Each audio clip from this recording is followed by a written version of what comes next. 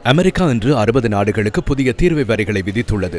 குறித்த நாடுகள் கட்டாய தொழிலாளர்களை பயன்படுத்தி தயாரிக்கப்பட்ட பொருட்களை இறக்குமதி செய்வதை தடை செய்ய தவறியதாக அல்லது சரியாக தடுக்க தவறியதாக குற்றம் சாட்டி இந்த வரி விதிக்கப்பட்டுள்ளது.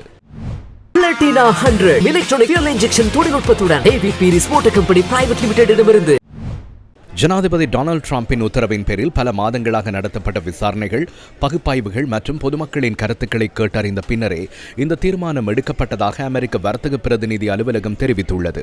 கட்டாய தொழிலாளர் முறைமையின் மூலம் பொருட்களை உற்பத்தி செய்வது என்பது மனித உரிமைகளை பாதுகாப்பதில் தவறுவதாகவும் அத்தகைய வர்த்தகங்கள் அமெரிக்க சந்தைக்கு பாதிப்பை ஏற்படுத்துவதாகவும் அமெரிக்க வர்த்தக பிரதிநிதி அலுவலகத்தினால் நேற்று வெளியிடப்பட்ட அறிக்கையில் குறிப்பிடப்பட்டுள்ளது.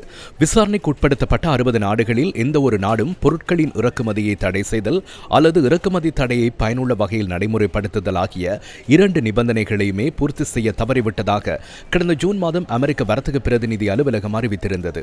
இதற்கமைய இலங்கை உள்ளிட்ட 54 நாடுகள் கட்டாய தொழிலாளர்களை பயன்படுத்தி உற்பத்தி செய்யப்படும் பொருட்களின் இறக்குமதியை தடை செய்யவும் அந்த தடையை பயனுள்ள வகையில் நடைமுறைப்படுத்தவும் தவறிவிட்டதாக தெரிவிக்கப்பட்டது.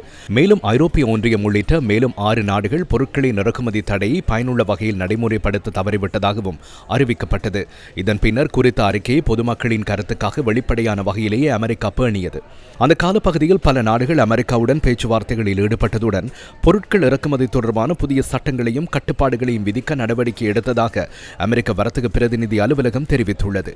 இதன் பலனாக அமெரிக்கா நேற்று வெளியிட்ட புதிய அறிவிப்பின் பிரகாரம் இலங்கை உள்ளிட்ட 18 நாடுகளுக்கு தற்போது 10% தீர்வை வரி விதிக்கப்படுகிறது. Argentina, Bangladesh, India, Indonesia, Jordan, Malaysia, Mexico, Pakistan போன்ற நாடுகளும் இந்த வரி விதிப்பில் உள்ளடக்கப்பட்டுள்ளன. சீனா, இஸ்ரேல், ஆஸ்திரேலியா உள்ளிட்ட 2 நிபந்தனைகளுமே பூர்த்தி செய்ய தவறிய 38 நாடுகளுக்கு 12.5% தீர்வை வரி விதிக்கப்பட்டுள்ளது. இதனை தவிர ஐரோப்பிய ஒன்றிய நாடுகள், ஜப்பான், தென்கொரியா, சுவிட்சர்லாந்து, தாய்வான் ஆகிய நாடுகளுக்கு சில நிபந்தனைகளின் கீழ் 10% அல்லது 12.5% தீர்வை விதிக்கப்பட்டுள்ளது. இதனிடையே கடந்த பிப்ரவரி மாதம் டிரம்பின் பரஸ்பர தீர்வை வரி சட்டவிரோதமானது என அமெரிக்க உயர்நீதிமன்றம் தீர்ப்பளித்ததை தொடர்ந்து அவர் மீண்டும் பல நாடுகளுக்கு 10% தற்காலிக தீர்வை வரியை விதித்தார்.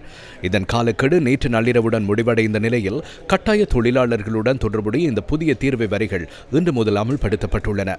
கட்டாய தொழிலாளர் முறை என்றால் என்ன?